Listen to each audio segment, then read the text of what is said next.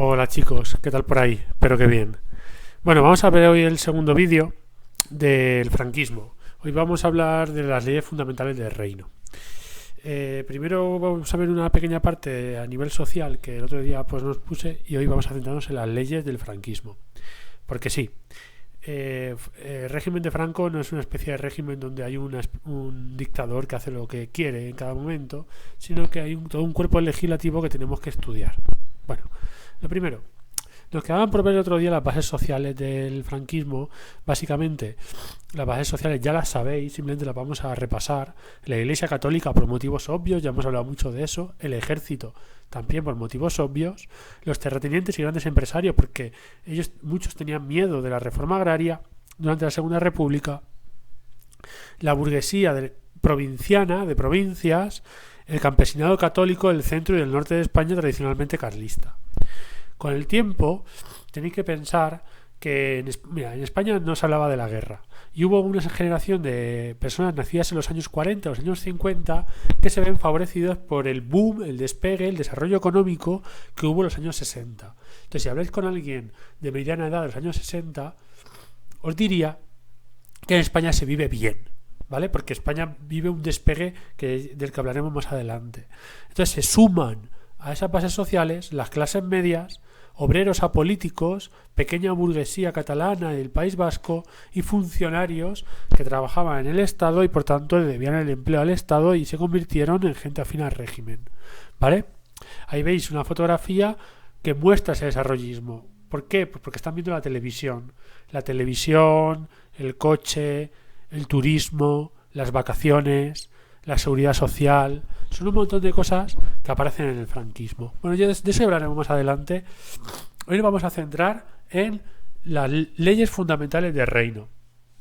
Son 8 leyes, aunque nosotros vamos a ver solamente las 7 primeras, porque la ley para la reforma política, como se produce después de la muerte de Franco, la veremos durante la transición. La primera de esas leyes ya la hemos visto, que es el Fuero del Trabajo, de 1938. No obstante, ahora la vamos a volver a repasar. Y luego una serie de leyes que vamos a ir viendo por orden cronológico, ¿vale? El 42, el Fuero de los Españoles en el 45, la ley de referéndum nacional en el 45 también, la ley de sucesión a la jefatura del Estado en el 47, la ley de principios del movimiento nacional en el 58 y la ley orgánica del Estado del 67, ¿vale? Quedaos con eso. El franquismo sí tiene leyes, tiene un conjunto de leyes que rigen la vida de las personas y que rigen el sistema político, legislativo, impositivo, etcétera, etcétera. Y no es una especie de gobierno en el que un dictador unipersonal hace lo que quiere en cada momento y según se levante ese día, así va España. En realidad eso no funciona así. Esa visión simplista de la dictadura franquista tenemos que ya abandonarla para hablar un poco de la realidad.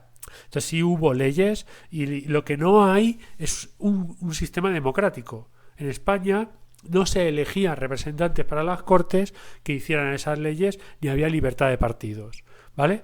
Pero sí hubo leyes y en España se votaba. Vamos a ir viendo cómo se votaba y todo eso. Lo primero, el Fuero del Trabajo de 1938, la única ley fundamental del reino hecha durante la Guerra Civil, y hablaba de la economía capitalista pero sin presión de los trabajadores. ¿Por qué? Pues porque crea el sindicato vertical, único y obligatorio, ¿vale? De obligada afiliación, todo el mundo se tenía que afiliar, donde había patronos y obreros, ¿vale? Esto lo hizo básicamente la Falange Española, con Serrano Suñer a la cabeza. Se parece mucho a la Carta di Lavoro italiana que funcionaba en Italia, en la Italia fascista desde 1927, y como curiosidad crea ya las bases para lo que luego será el sistema de seguridad social. Un sistema que hoy conocemos y que se crea durante el franquismo, cosa que pues normalmente mucha gente no lo conoce. Hoy vamos a desmontar un montón de cosas que la gente pensaba o se tiene preconcebido que son de una manera y luego resulta que son de otras. Este sindicato vertical se parece mucho al sindicato ya que había durante la época de Miguel Primo de Rivera. Entonces no hay una confrontación entre patronos y obreros porque los patronos y los obreros forman parte del mismo sistema. En la práctica sirve para imponer la voluntad de los patronos a los obreros. ¿De acuerdo? y para evitar el conflicto social establecido entre sindicatos y patronal. La siguiente ley sería, o la segunda ley fundamental del reino, la ley constitutiva de las Cortes. Es del 17 de julio del 42 y establece unas Cortes, establece un parlamento. Ese parlamento tiene más de 500 miembros, pero allí no se llaman diputados, se llaman procuradores, que es como se llamaban los miembros de las Cortes de Castilla durante la Edad Media. En realidad, el pueblo no elige a los procuradores, ¿vale? Muchos son designados de oficio, 50 directamente los designa el dictador, y mucho más tarde se instituye un tercio de representación familiar, que era de elección directa por las familias. Pero no hay una elección por partidos políticos, porque están todos prohibidos menos la falange, etcétera. ¿Y hacían leyes? Pues sí, hacían leyes. Su función es elaborar leyes. Entonces, y todas las leyes, porque Franco no se va a dedicar a hacer leyes, es el jefe del Estado, pero no hace las leyes. Evidentemente tiene una potestad de revocar, de sancionar o no sancionar las leyes, pero las leyes las hacen las Cortes españolas. Estas Cortes no son electivas, como hemos dicho. Como curiosidad, el cargo no era retribuido. Los procuradores no tenían sueldo. Hoy evidentemente es muy distinto, ¿verdad? Pero bueno, es una anécdota que me gusta reseñar de vez en cuando. Venga, la tercera ley será el Fuero de los Españoles. Es de julio del 45. ¿Y de dónde viene la palabra fuero?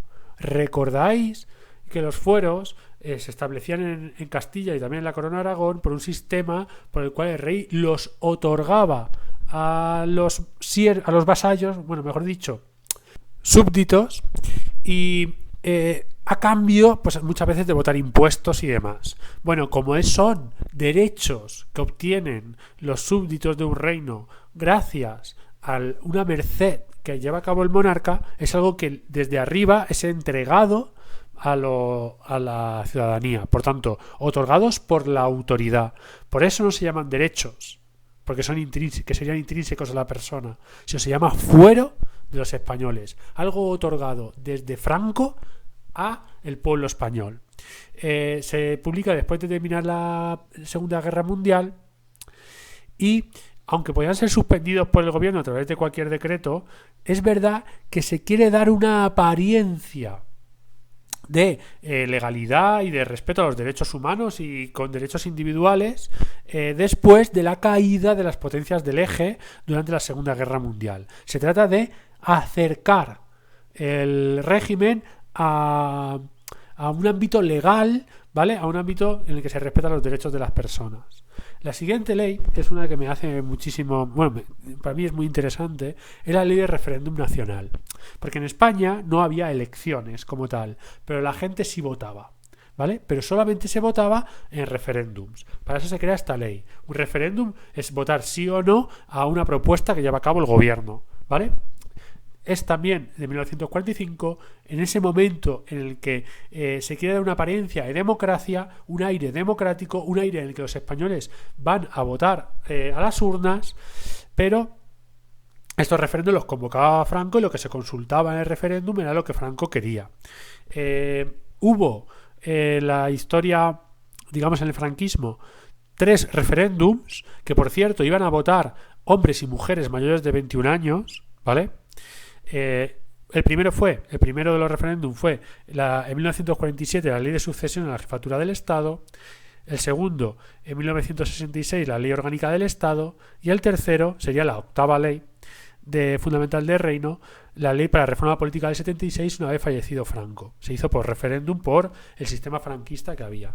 Así que digamos que durante la vida de Franco convocó a los españoles 2 veces a votar. Las 2 veces salió aprobado el proyecto franquista, como he dicho, la ley de sucesión a la jefatura del Estado y la ley orgánica del Estado.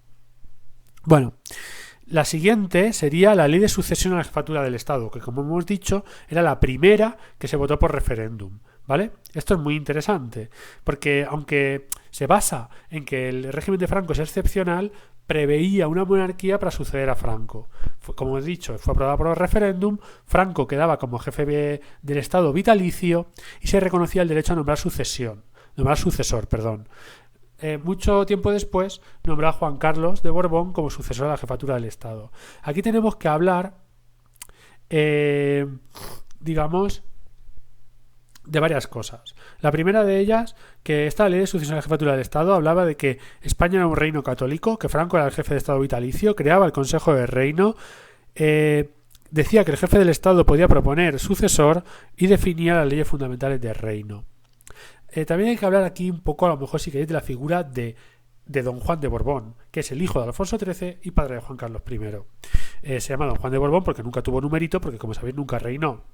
Él lleva a cabo un manifiesto, el manifiesto de Lausana, en la cual dice que él se compromete a reinar en España como rey constitucional y que Franco le debe de dar a él la jefatura del Estado y apartarse porque el régimen de Franco era un régimen excepcional y por tanto digamos que limitado en el tiempo.